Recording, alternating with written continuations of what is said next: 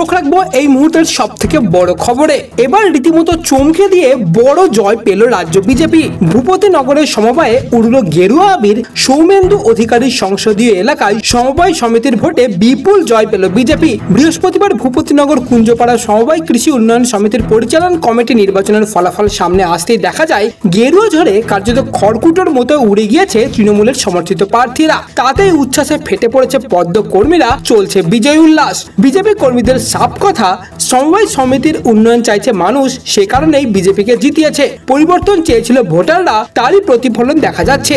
যদিও এই জয় নিয়ে শাসক দলের অনুগামীদের এখনো পর্যন্ত কোনো রকমের প্রতিক্রিয়া পাওয়া যায়নি, তবে সব থেকে বড় বিষয়, আগে এই ভোট তৃণমূলেরই দখলে ছিল।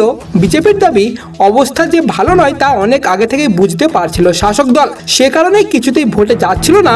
শেষ পর্যন্ত ভোট হলে যে বিপুল ভোটে জয় নিশ্চিত, সে ব্যাপারে নিশ্চিত ছিল পদ্মকর্মীরা। অবশেষে সেই প্রতীক্ষিত জয় মেলায় সর্বতই খুশির পাহাড় ভেঙে পড়েছে গেরুয়া শিবিরে। পরবর্তী ভিডিও আপডেটের জন্য অবশ্যই চ্যানেলটিকে সাবস্ক্রাইব করে নেবেন এবং এই ভিডিওটিকে অবশ্যই একটি লাইক দিয়ে দেবেন।